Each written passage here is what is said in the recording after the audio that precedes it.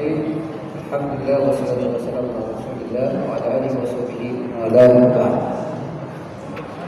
Jadi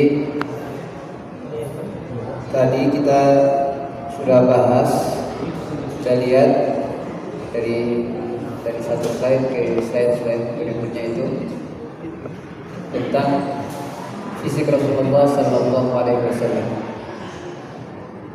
Harapan kita dengan mengenal fisik Rasulullah SAW itu kita semakin mencintai beliau, hingga tidak ada lagi idola kita selain daripada Rasulullah Sallallahu Alaihi Wasallam. Jadi kesimpulannya, jika kita ini kenal Rasulullah SAW secara fisik, belum ditambahkan dengan akhlak Rasulullah, mengenai Rasulullah, baru pada tingkat fisik Rasulullah SAW, maka tidak akan ada satu kaum bumi ini yang kita lebihkan daripada Rasulullah. Ketika kita ini kan hari ini khusus tentang syama'il saja. Nanti besok kita akan ketemu dengan beberapa para asatidz yang juga akan menjelaskan dari sisi fadhail. Fadhail itu apa saja yang membuat Rasulullah SAW itu lebih utama dari siapapun yang ada di jagat alam raya ini. Kemudian kita akan bahas tentang dalail, mukjizat Rasulullah SAW, bukti Rasulullah SAW itu sebagai seorang nabi dan rasul. Ketika beliau diangkat sebagai seorang nabi dan rasul, sampai hari ini ketika kita lihat bukti dan mukjizat Rasulullah SAW itu apa saja. Nanti bagian terakhir kita akan bahas tentang sir Rasulullah SAW. Jadi semua itu kalau digabungkan akan membagikan cinta kita kepada Rasulullah. Jadi maulid kita pun tidak sekadar datang kemudian membaca rawi dan seterusnya selesai, setelah itu kita pulang dan tidak mengerti apa yang kita baca. Dan desain ini sengaja dibuat untuk kita itu ketika mencintai Rasul, mau benar-benar mengikuti Rasulullah SAW, faham tentang fisik Rasulullah SAW, apa yang kemudian membuat kita mengikuti Rasulullah Sallallahu Alaihi Wasallam. Jemaah sekalian dirahmati Allah, kita sekarang pindah pada bab yang berikutnya. Penjelasan berikutnya adalah tentang sifatul khuluq, tentang sifat atau khuluq akhlak Rasulullah Sallallahu Alaihi Wasallam. Jadi tentang keindahan, selainnya tentang akhlak, tentang keindahan sifat Rasulullah Sallallahu Alaihi Wasallam. Jadi kalau tadi fisik itu tadi Rasulullah SAW sesempurna itu saja. Kalau misalnya orang bilang orang yang fisiknya sempurna, tapi kalau sifatnya itu paling takarruh, orang itu masih senang. Buktinya apa? Begitu banyak artis-artis yang nyeleneh, tapi mungkin karena dia punya sisi fisiknya yang bagus, orang itu mengagumkan dia. Orang mengagumkan dia, meskipun sifatnya itu bohong. Beta saya akan jelaskan namanya. Misalnya ada beberapa waktu lalu ada artis yang misalnya yang kasusnya sampai berzina dibawa ke polisi, lalu di penjara. Saya di penjara, orang-orang memberikan semangat buat dia, dan saya luar biasa kasih support ke dia luar biasa. Setelah beberapa waktu itu terjadi juga ada salah seorang ustaz yang bukan kasus perzinahan, tapi karena ingin poligami, dan beliau dibully habis-habisan. Itu kan dua kasus ini yang mesti kau timbangkan. Bagaimana caranya ini? Si artisnya kalau fisiknya bagus, orang yang melukan. Sedangkan seorang ustaz yang ingin melalui jalan yang halal, itu dia hancurkan sedemikian rupa. Jadi kembali lagi, orang kalau ganteng begitu saja, dia punya sifat takarruh saja. Sifat takarruh itu tentunya dia ganteng. Nah sekarang kita dibahas bahwa Rasulullah SAW bukan hanya sisi fisiknya yang luar biasa yang indah, tapi ditambahkan lagi dengan sifat beliau. Dua hal ini kalau ada seorang, subhanallah, dan pada kenyataannya kita usah berharap, ya, usah berharap bahwa kita akan pada diri kita ini berkumpul kegantengan dan keindahan akhlak seluruhnya. Karena pada akhirnya nanti betul kecewa. Akan kecewa. Karena ini hanya keindahan fisik dan keindahan akhlak itu hanya pada Rasulullah sallallahu alaihi wasallam. Apa saja yang nanti kita jelaskan tentang fisik Rasulullah tadi ada sebutkan tadi. Apa saja yang kita jelaskan tentang fisik Rasulullah sallallahu dan bahkan akhlak Rasulullah sallallahu kita bisa menunaikan hak yang sebenarnya buat Rasulullah dapatkan. Karenanya tadi sebelum kita jelaskan akan itu kita memulai dengan mohon maaf kalau seandainya dalam kita penjelasan ini ada penjelasan yang tidak sesuai atau tidak sampai memenuhi hak Rasulullah sallallahu alaihi wasallam. Baik, kita bahas tentang keindahan sifat Rasulullah. Ini sebenarnya banyak. Cukup kalau misalnya kita lihat buku Riyadhus Shalihin yang dikarang sampai Imam Nawawi, yaitu akhlak Rasulullah. Kalau mau lebih jelas lagi, satu Al-Quran itu akhlak Rasulullah. Al-Quran yang 114 surat itulah akhlak Rasulullah SAW. Kalau mau tahu Rasulullah SAW akhlak, itulah Al-Quran. Sayyidah Aisyah ketika ditanya tentang akhlak Rasulullah SAW, dia kata beliau, kana khuluquhu Quran. Rasulullah SAW akhlak itu Al-Quran. Tapi kata yang spesifik, yang lebih kasih kerujuk lagi, tentunya yang bisa sampai selesai. Baik, ini yang pertama yang Rasulullah bilang dari bahasa kata ini, kefasihat lisan. Baginda sallallahu alaihi wasallam diistimewakan dengan kefasihan lisannya dan keindahan retorikanya. Jadi banyak sekali kalau kita lihat tentang kisah Rasulullah SAW, ada banyak pembesar-pembesar Quraisy yang awalnya itu benci Rasulullah SAW. Bahkan ketika dimana ingin membunuh Rasulullah SAW, ketemu dengan Rasulullah SAW dan bicara dengan Rasulullah SAW, akan terbelah balik jadi beriman. Dikarenakan kefasihan lisan beliau ini. Penjelasan kefasihan beliau itu akan terdapat di sini. Lafaz yang Rasulullah keluarkan itu jelas, maknanya benar dan tidak dibuat-buat. Kalau ketomi kadang-kadang lafaz takarwah makna amran. Jadi Rasulullah SAW itu begitu setiap lafaznya itu jelas. Sampai kalau Rasulullah di bagian ketiga ini saya menyebutkan beliau dikaruniai jawami'ul kalim. Apa itu jawabul kalim? Yaitu kalimat ringkas tapi mengandung makna yang tepat. Coba kita lihat hadis Rasulullah, innamal a'malu binniyat. Imam Syafi'i menyebutkan hadis ini dia masuk di 70 bab fikih. Oleh Imam Suyuti, Al-Imam Suyuti di antum kitab Qawaid Fiqhiyah, antum bilang begini setelah antum bahas tentang hadis ini, antum bilang begini. Rupanya setelah membahas, kita lihat hadis Rasulullah SAW ini dengan apa yang disebutkan oleh Imam Syafi'i, dia masuk 70 bab. 70 bab itu bukan sesungguhnya 70 bab, tapi sebenarnya itu lebih banyak lagi dari 70 bab itu hadis Rasulullah SAW itu masuk yang kita malam ini. Nah itu kehebatan Rasulullah SAW menyebutkan kalimat pendek begini, tapi kalau ketok dikenakan akan panjang. Jamaah kalau melihat kita biasa khutbah tanpa teks itu satu hadis, dari satu hadis itu menginspirasi sampai hampir 1 jam.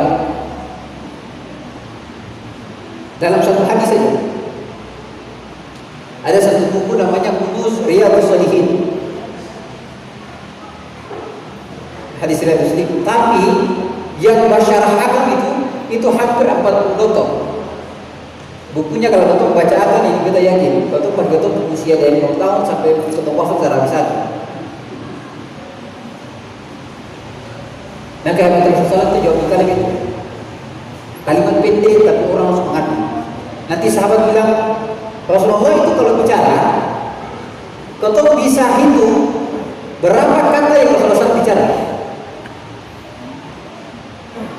Atau bisa itu Rasulullah bicara berapa kata? 1, 2, 3, 4. Hingga setelah Rasulullah selesai bicara, kalimat itu betul-betul terbekas dalam orang yang dengar. Kadang-kadang Rasulullah mengulangi lagi akan kembali. Nah itu kehebatan retorika yang diberikan Rasulullah SAW, kemudian kefasihan lisannya. Jadi kadang-kadang ketemu satu begini, maksud A, misalnya dari sini mau ke sini. Cuma ketemu ini karena terbiasa pengetahuan yang baik dengan kata ini. Mau pergi maksud ini, ketemu putar ke sana dulu. Jadi begini Pak. Kemarin gini selesai. Dan mau jadi sudah sih pada titik kesimpulannya. Jadi Pak itu betul. Saya putar ke sini kemarin. Begini maksudnya. Rasulullah ingin menjelaskan begitu banyak makna, beliau pilih kalimat 2-3 selesai. Nah, dia bilang semakin sedikit kalimat dan syarat maknanya itu menunjukkan tentang matangnya akal seseorang. Semakin banyak kata-kata yang dipakai untuk menjelaskan satu makna yang pendek, menjelaskan kedua seseorang. Terus sendiri, dia tambah kalimat sebenarnya sih maksud apa? Saya kita maksudnya kalau mesti pergi selalu hadir, kalimat yang tidak bilang hadir sini tak putar ke sana kemari tambah kalimat indah seterusnya. Berikutnya Rasulullah SAW mempunyai mutiara ini. Contoh kita kasih contoh di sini. Kata Rasulullah SAW, izhad fid dunya yuhibbukan nas. Izhad fi berzuhudlah pada apa yang ada di tangan manusia, maka manusia akan mencintai. Itu Rasulullah SAW. Dan berdasarkan beberapa cerita kita dapatkan orang-orang yang begini memang mencintai betul. Contoh yang dekat yang betul, misalnya salah satu ketua ulama Kiai Asy'ari.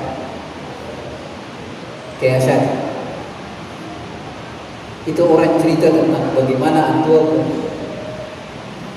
apa subhanallah, kata-kata itu luar biasa berat orang. Dan antua ini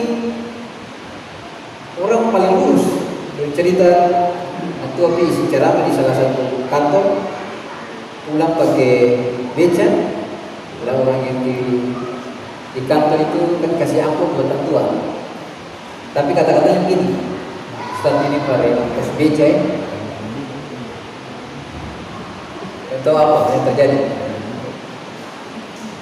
Abang beca kasih turun Kiai Asy'ari di masjid Al-Fatah, antua turun satu amplop terbalik antua kasih pada tukang beca. Tukang beca kaget. Tadi kita di sana belum kasih ini berbeda, belum bilang ini amplop ini para pengurus beca. Kita kasih apa sih?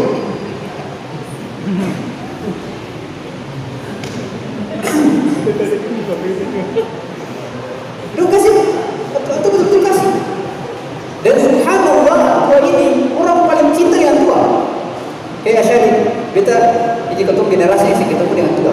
Ini yang ketemu orang ketua di sini yang ketemu dengan tua pasti tahu. Begitu cintai orang paling cinta dengan tua. Saya tua orang paling banyak sama tua. Jadi kalau ketemu sunyi orang tangan orang di sini cinta ketemu. Jadi yang sampai ada salah satu bilang gini, kalau bisa yang bukan usia haknya Nabi Adam itu orang suka usia sudah. Apalagi kalau Tuhan telah kasih ke orang, itu ada banyak orang masuk memang. Itu justru yang paling berhubungan dengan Tuhan. Dan benarlah apa yang disebutkan oleh Rasulullah tadi. Rasulullah bicara barang kecil sedikit, tapi apa dia mungkin itu paling panjang. Itu salah satu contoh dari jawab kalimat Rasulullah SAW kata-kata. Kemudian Rasulullah SAW menguasai logat orang-orang Arab serta menguasai sastra mereka. Jadi orang Arab yang dari Kholiji, dari Teluk datang bicara Rasulullah tahu dialek, logat bicara di luar. menjelaskan begini. Orang di sini kalau bicara dengan orang Batu Merah, dia bisa baku ini lewat dulu. Dia bicara dengan orang Somali begini, dia bicara dengan orang Lehu begitu, dia bicara dengan orang Serang begitu baik, dia bicara dengan orang Lea, dia bisa masuk semua. Dan memang kehebatan Rasulullah SAW itu. Sehingga orang Arab menyatakan Rasulullah SAW ketika bicara, Rasulullah pakai logat dan kita masuk. Di sini kalau saya biasa dengar khutbah pakai bahasa pasar. Tapi kalau di Mesir itu kadang-kadang di kampung-kampung tertentu, kadang-kadang bicara pakai bahasa formal. Murid-murid termengerti apa-apa. Kayak ya datang orang saya berbicara gitu. Ya wa ya ayyuhal hadirun nahnu qaribun min Ramadan. Kadang-kadang kita mengerti kalau bahasa-bahasa terlalu resmi. Tapi dia bilang begini, kayak gitu. Orang Kanawa, ini Ramadan sudah dekat. Sehingga bilang, wahai jemaah sekalian dirahmati Allah, sesungguhnya Ramadan sudah dekat dengan kita. Dan kadang-kadang itu sih masuk dengan jemaah. Dan kemudian di ini pada khutbah, jemaah sekalian dirahmati Allah, dia cuma kasih tahu saja, Ramadan sudah dekat dengan Allah. Kira-kira kalau kita begitu apa yang begini? Masya Allah. Nah, karena Rasulullah memahami itu sehingga dakwah Rasulullah itu mudah diterima oleh orang-orang itu karena Rasulullah paham itu bukan. Apatah lagi kalau dunia sekarang ini untuk mengerti orang bahasa daerah, bahasa segala macam yang dengannya itu komunikasi betul bisa. Nanti dalam sebuah hadis Rasulullah bilang, Inna fil bayani la sihr. Sesungguhnya dalam kata-kata itu terdapat sihir. Bukan sihir membuat orang ini saja. Kata-kata itu bisa membawa orang. Makanya Rasulullah SAW sangat perhatikan kata-kata beliau. Beliau tidak akan berbicara kecuali sesuatu yang paling penting dan itu dipikirkan matang-matang. Sing asal bantu bibir. Asal bantu bibir bisa ke kiri ke kanan. Lanjut. Sifat Rasulullah SAW yang berikutnya. Rasulullah SAW itu penyantun, sabar dan pemaaf.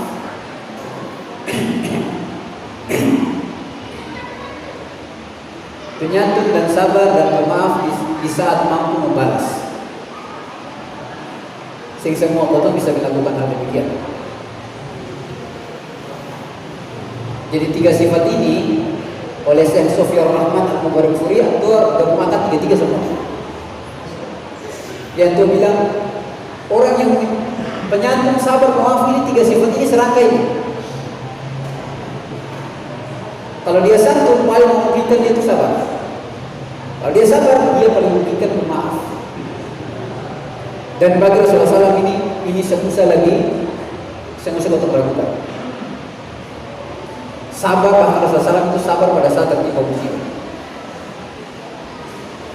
Lalu dijelaskan di sini setiap orang yang penyantun pasti mempunyai kesalahan dan kekeliruan. Berbeda dengan Rasulullah SAW. Semakin banyak gangguan yang dihadapinya, semakin bertambah kesabaran Rasulullah SAW. Kita kasih contoh ketika Rasulullah SAW pergi berdakwah ke Taif. Nanti insya Allah kita akan banyak dijelaskan oleh Ustaz Habib di Sirah. Tapi kita kasih contoh supaya jelas ini insya Allah musibah ini. Saat dakwah itu tidak lagi bisa berkembang, tidak bisa terlalu banyak berkembang di Makkah, Rasulullah SAW meminta para sahabat untuk berhijrah. Tapi sebelum berhijrah, Rasulullah sendiri dulu pergi mencari tempat yang kira-kira memungkinkan dia menjadi dalam dakwah, jadi tempat perpindahan dakwah. Dan dalam pandangan Rasulullah SAW, dakwah itu tidak boleh jauh dari Makkahul Mukarramah. Maka beliau lebih memilih tempatnya itu adalah Taif, karena Taif itu paling dekat dibandingkan dengan Madinatul Munawwarah. Rasulullah pergi di sana didampingi oleh Zaid bin Harithah. Dan masih dirahmati Allah, Rasulullah pergi dengan berharap saat membuka diri, mengajak mereka untuk menerima dakwah ini, itu mereka terima semua. Tapi saat di Taif, disebutkan dalam riwayat, tidak ada satu rumah yang terbuat dari batu maupun tanah kecuali Rasulullah SAW datang. Kalau hari ini beta mau bilang, ini persis kayak zaman Nabi. Dan itu semua kau bisa, bahkan beta belum bisa kayak begitu. Itu musim pasang muka tebal, datang dan menawarkan orang kebaikan di rumah. Dan beta kira katong di sini di Kanawa atau di tempat di mana pun katong bisa membuat itu ketika silaturahim ke rumah dan menawarkan mereka untuk datang menjemput kebaikan di masjid. Dan itu mungkin bisa saja yang kurang dari katong. Jadi Rasulullah SAW datang ke Taif, tidak ada satu rumah kecuali Rasulullah SAW mendatangi. Rasulullah datang menawarkan Islam. Jemaah tahu, sing ada satu pun yang menerima Rasulullah SAW pemajakan. Katakanlah Taif itu sebesar kota Ambon ini, Rasulullah keliling setiap rumah. Padahal yang Rasulullah tawarkan dia adalah supaya mereka ini terbebas dari api neraka.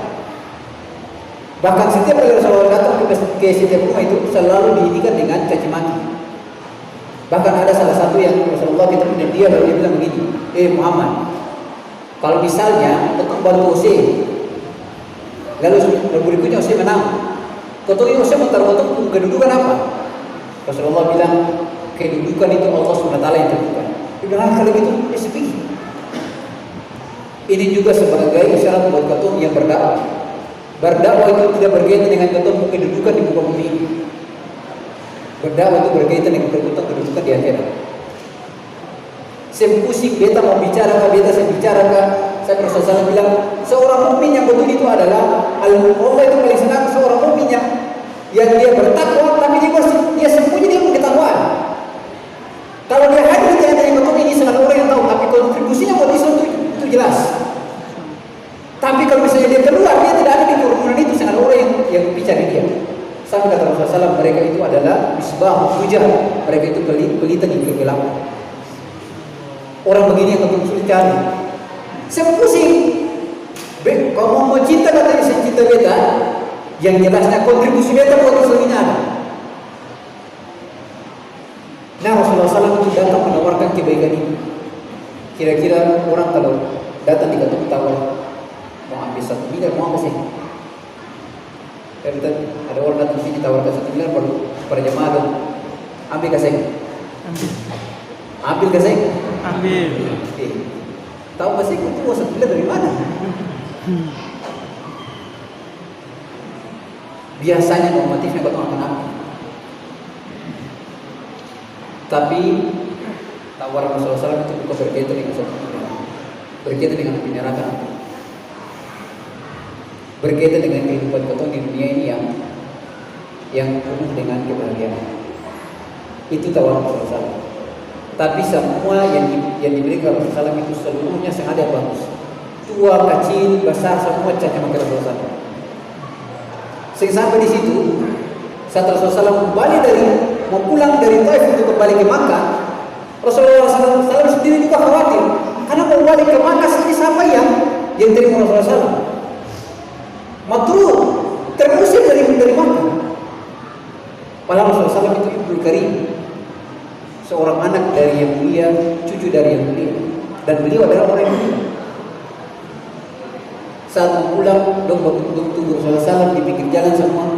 Dong suruh anak-anak kecil orang besar semua di jalan orang lempar Rasulullah SAW. Saya Rasulullah SAW sampai kakinya berdarah. Sahabat Zaid bin Harisah itu yang bilang Rasulullah SAW sampai kepalanya pecah. Betul itu saya usah batu besar begini. Kecil saja tapi kalau satu ambon lempar selesai. Kecil saja kalau satu ambon lempar itu selesai. Nah, setelah berdarah-darah itu Rasulullah SAW pergi lalu singgah di kebun salah seorang yang seorang musyrik. Maka dia kebun di situ Rasulullah SAW hingga sebentar di situ. Nanti di situ Rasulullah SAW ketemu dengan Adas, seorang Nasrani yang bertanya kepada Rasulullah SAW, dan di saat itu nanti dia masuk Islam. Nah, Rasulullah SAW di situasi kayak begitu, Adas ini justru datang bawa air dengan angkat Rasulullah SAW.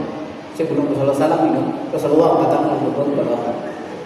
Setelah situasi yang berat itu, yang Aisyah bilang, beta saya pernah, ya Aisyah menyebutkan, di antara seluruh hal yang paling berat yang Rasulullah SAW malam itu adalah di Kota Taif itu. Itu penghuninya paling kurang ajar. Sebelum Rasulullah SAW itu Rasulullah angkat tangan tinggi-tinggi. Lalu Rasulullah SAW berdoa, Allahumma inni ashku ilaika dha'fa quwwati. Ya Allah, aku mengadu kepadamu tentang kelemahan ini kepadamu. Kelemahan kekuatanku ini untuk membuat orang Taif ini bisa beriman. Wa qillatu hilati, dan kurangnya usahaku untuk membuat mereka jadi orang beriman. Wa hawani 'alan nas, dan betapa hinanya saya di hadapan manusia. Sekarang ada nabi yang kata-kata kayak begitu. Saya dilempar berbicara, ya Allah, beta mengaku beta hina di hadapan manusia. Padahal kan seluruh wujud ini, jika dibandingkan Rasulullah SAW tidak ada sedikit apa-apa. Rasulullah SAW begitu. Wahawani 'ala nas, dan betapa hinanya saya di hadapan manusia. Ya Arhamar Rahimin, wahai Engkau yang Maha Pengasih hamba-hamba-Nya. Ila man takimu, kepada siapa Engkau ini akan menitipkan aku. Rasulullah SAW sentawi mau balik ke Makkah bagaimana? Rasulullah berdoa begitu. Ya Allah, kalau beta pulang ini, Engkau akan titipkan saya kepada siapa? Ila abainin yatajahamuni, apakah Engkau akan titipkan saya kepada orang yang jauh, yang dia selalu berpemasang kepada-Mu? Au ila adumin mallaktahu amri, atau kepada musuh yang Engkau berikan dia kekuasaan untuk menguasai diri. Illa yakun bika ghadabun alayya, ya Allah, kalau seandainya saya ini dibikin kayak begitu, yang penting Allah sing marah beta, sing marah beta dan Allah itu beta sing pusing. Walakin, tetapi ya Allah, afiyatuka amsa, aku tahu bahwa maafmu itu sangat luas. Allahumma inni a'udzuka bin nurik, ya Allah, aku berlindung kepadamu dengan cahayamu. Alladzi asyraqat, yang dengan cahayamu itu membuat dunia dan bumi ini dia menjadi bersinar. Antanzila bi ghadab, agar Engkau tidak menurunkan murkamu kepadamu. Doanya panjang Rasulullah SAW itu. Sampai segitunya Allah, setelah Rasulullah SAW berdoa itu, Allah minta malaikat datang ke Rasulullah SAW, bilang, sampaikan kepada Muhammad, saya kirim salam kepadanya, bilang dia mau apa? Kalau misalnya mau untuk orang Taif ini selesai, kita ambil gunung ini lalu timpa dong sama satu Taif.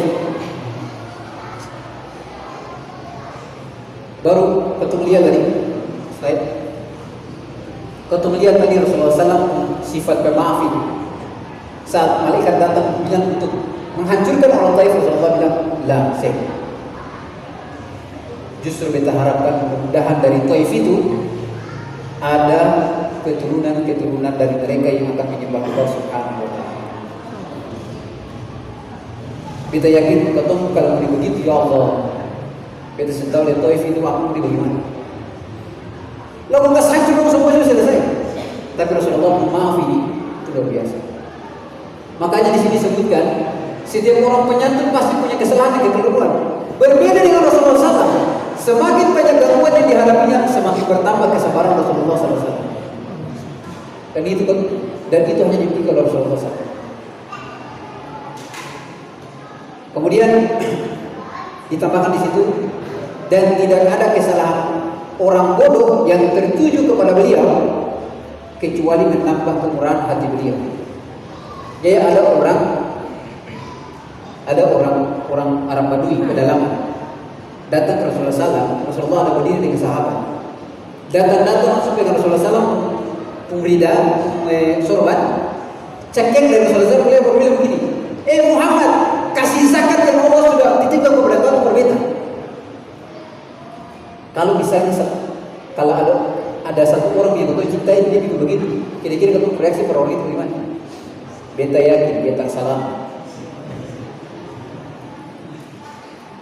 Saya minta dia kasih keluar, kasih. Kalau ada Rasulullah dia bilang begitu, beta yakin dia kaki senjata. Dia senjata leh, tapi dia masuk ke betul. Semua sahabat itu semua Rasulullah bilang, "Suya." Rasulullah lihat dia. Rasulullah senyum. Rasulullah bilang, "Anas, ambil itu barang agak seperti ini." Selesai. Ada Arab Badui lagi yang datang minta habis belajar agama mau buang air kecil. Kayak di masjid gitu. Tiba-tiba berdiri, dia sosok di ujung sana. Bukan orang sebut saya, bukan. Dia kecil di pojok Masjid Nabawi. Bayangkan masjid ini seburuk-buruknya orang yang mau agama apa, masih ada orang kincing berdiri di sini. Ini orang Arab Badui setelah dapat ceramah dari Rasulullah, dapat ajaran agama dari Rasulullah. Mau buang air kecil, berdiri di pojok Masjid Nabawi, udah kincing. Apa yang terjadi? Semua sahabat itu termasuk Umar bilang begini, dah kasih biar dia pakai dalam masjid boleh. Rasulullah bilang kasih biar diselesaikan yang begini. Jangan gertak dia. Soalnya kalau kamu gertak dia takut dia sedikit ditambah ini. Dia kali ini dia sepuluh satu masjid Nabawi. Itu terrepot. Saya orang berdiri di depan dia, saya kayak di sini. Berdiri parah dia sudah kencing lari ke sana selesai sudah. Urusan panjang. Terus saya bilang, daun kasih biar dia kasih selesai. Sudah selesai, ambil gayung, lalu ambil air satu gayung itu, siram di tanpa itu, sudah selesai.